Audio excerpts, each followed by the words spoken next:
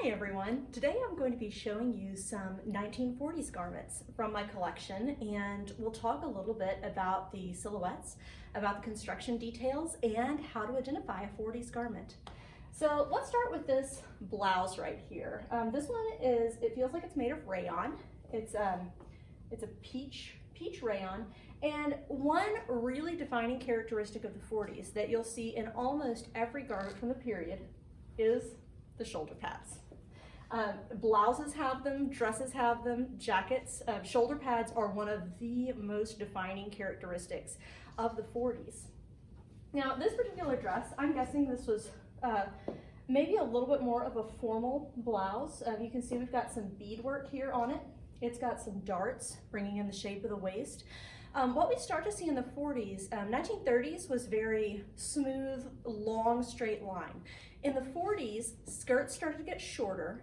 Part of this was because of World War II. There were fabric restrictions, and that affected skirt length. The other thing is, as we've said before, fashion often operates like a pendulum.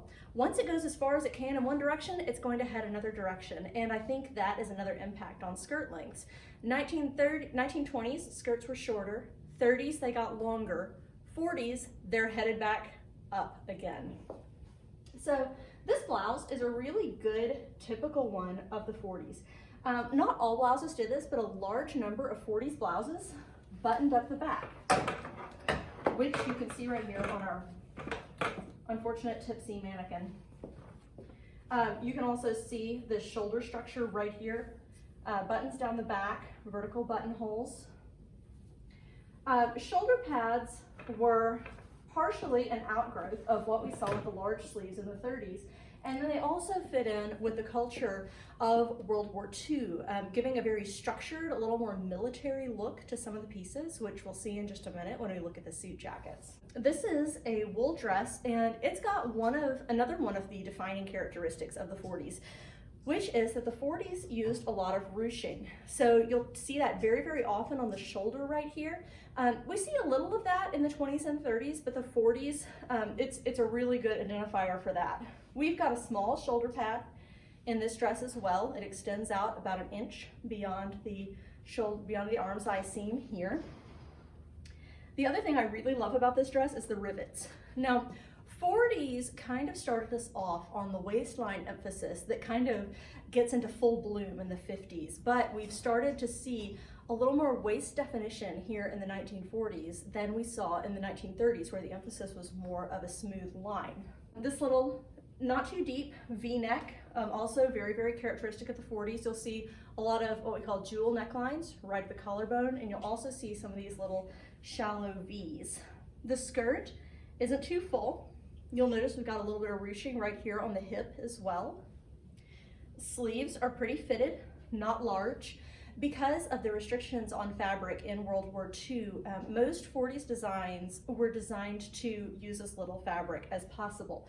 And we kind of see this in this dress. It's very, very efficient in its use of fabric. You'll see it comes to just below the knee, which is pretty typical for 1940s. This has another feature that you'll see frequently in 40s clothing. I don't think I've seen much of it in 30s, but we've got a neckline zipper that ends right here above the shoulder blades, and we've also got a side zipper under here. So the neckline zipper allows you to get your head through. The side zipper allows you to get the waist over the top of your body. This one has a little tie in the back as well. Next, I want to show you some suits. This one, I'm thinking is late 30s, early 40s, a little bit hard to tell. One thing you'll notice here that might look familiar is this huge collar. This is something that we will see again when we get to the 1970s, are these very, very large collars. So it can actually be pretty easy to mistake some 30s, 40s pieces for 1970s. The 1980s also played off of the 1940s quite a bit. So again, we've got a shoulder pad here, quite a bit of a structured shoulder. This one has some really cool buttons that I like a lot. I have been unable to find a modern source for these, but you can see they've got a circle with a smaller circle in the middle. The pocket which is a faux pocket on this one. I can't actually stick my hand in this. It's got buttons, again, giving it a little bit of that military sort of look. And you'll see the shape of this faux pocket echoes the shape of the collar. Excellent repetition in design. We'll open this up and let you see a little bit of the inside. This one is from here in Atlanta. It came from Muses, and this is a Townley brand jacket. Now, you most often hear Townley in association with Claire McCardle, who became really, really popular during World War II. Claire McCardle designed for Townley frocks. This is a jacket by Townley. This is lined in rayon. The outside of the jacket is wool. So it's lined in rayon. It's got a bit of a crepe feel to it. And we've got this Townley from Muses Atlanta label that is hand stitched into it. Now, this, I don't know how well you can see this. We've got a split in the lining, which enables us to see a little bit into the jacket. And you can see the front of the jacket is lined in hair canvas. You can still get hair canvas today. It's a really, really good tool. It provides some structure to the jacket. You'll also see a piece of blue bias tape right here, kind of just reinforcing the shoulder seam. And it feels like this one does not have any shoulder pads, but the stiffness of the structure and this collar still give it that kind of defined shoulder look. But that's another vote for this probably being late 30s, and it's an example of how styles tend to blend from period to period. Next, we'll look at this jacket, which is definitely 1940s. Again, what you'll see here, we've definitely got this kind of almost a military sort of look. This one's got some lovely little embroidered detail right here on these welt pockets, which are functional. We've got a little set of triangles here. These buttons, they're made of celluloid or something similar. They've done bad things to the fabric. As you can see right here, this orange splotch on the inside of the jacket. This is a very unstable material. I do not recommend collecting it, and it can damage items around it. As we've seen here, it just leached the color out of this. Our little triangle design looks a little bit like the Delta logo. Repeated up here on this welt pocket. Oh, good, there's my missing button. We've got very, very structured shoulders, good thick shoulder pads on this piece, you'll notice. And it gives it, again, a very structured, very military kind of feel. It's got small cuffs down here on the sleeves.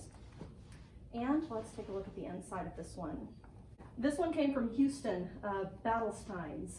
It also is lined in the same kind of, it's got some good hand to it, a little bit of heft. This kind of rayon crepe sort of fabric as the lining. The outside is a navy blue wool twill. The next one I'll show you is a couple of formal dresses. This is one of my very, very favorite 40s pieces right here. This is very, very typical of a 1940s evening dress. We've got belt carriers. At some point, this had some sort of a belt with it. It's got shoulder pads, yes, even in a formal dress. The lace has a little bit of body to it. As you can see, it kind of, with these cap sleeves were another thing that we see a lot in the 1940s. This asymmetrical design with gathers here and darts here, this also very, very typical of the 40s, and we see this a lot in 40s evening wear. So we still got a very long, slim design, again, not using that much fabric, sort of carrying over from the 1930s, but becoming a little bit more structured. 1930s evening wear was all about the slink. 1940s, a little bit more structure, and you can see this here. So asymmetrical was pretty popular for evening wear in this period. It was not the only thing, as you will see. Then we've got the back. This is just very basic, fitted with some darts here, darts here. Again, the cap sleeve cut in one. We've got a little shoulder dart for shaping. And so that's what we have right here. This dress right here is what I would consider a transitional style between the 1940s and the 1950s. So this one is most likely post-World War II, sort of transitioning into that 1950s look.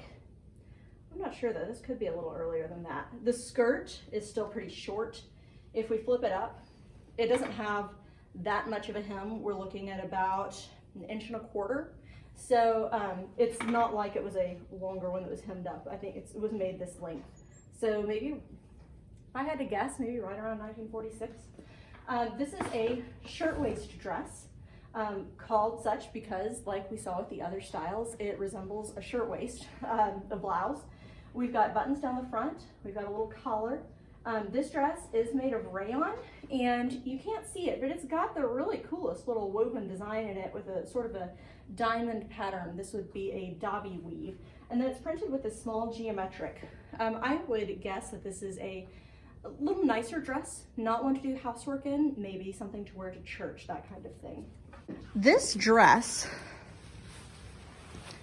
I really wanted to show you. It was too small to fit on any of my forms. This dress is from around 1940, 1941, and I'll show you how I know in just a second. You'll notice a good hip emphasis here with these puffs, which desperately need to be steamed. We've got a sweetheart neckline, little bow here, gathers. It's fitted through the midriff, very much in keeping with the early 40s. We've got spaghetti straps. This one has a side zipper. And now I'll show you how we know it's pre-1941, and I'm going to tell you a story. This has a label that says it's Junior Miss Registered Original Design, FOGA. What's FOGA, you might ask? I'm so glad you asked. The FOGA is the Fashion Originators Guild, and this was an attempt to combat pirating that ran through the 1930s until the 1941 Supreme Court case. In 1941, the Supreme Court ruled that clothing designs cannot be copyrighted. You can copyright a fabric design, you cannot copyright a clothing design, and this was because it was a utilitarian item. So all the work that the Fashion Originators Guild had done to try to prevent copying of designs was thrown out in 1941. So because it has that FOGA label on it, we know that it dates from before that. Next, I want to show you some really awesome shoes. These I bought in Iowa, and these are examples of shoes that were brought home, most likely from the Philippines, by soldiers in World War II. They're wooden. They've got a bit of a very kind of contemporary look, again, kind of that 70s look popping up in the 40s, which is funny. This one is called a boomerang heel with this particular type of shape. Wooden shoe, rope front here, embroidered. This is my favorite. It's got someone's initials and the year 1945 on it. It gives us a really solid date on this particular one. And if you turn it to the side, you can see it's got a little house or little village right here. I'll show you the other side. It's just a really cool shoe. And then I've got one that's a pair. This one has deteriorated, but you can still see the embroidery here. This one has a house and palm tree design, and it was actually painted, whereas the other was left natural wood. Continues around the back and to the other side of the shoe. Well, I hope you've enjoyed this look at 1940s garments. Next, we're going to be moving into the 1950s.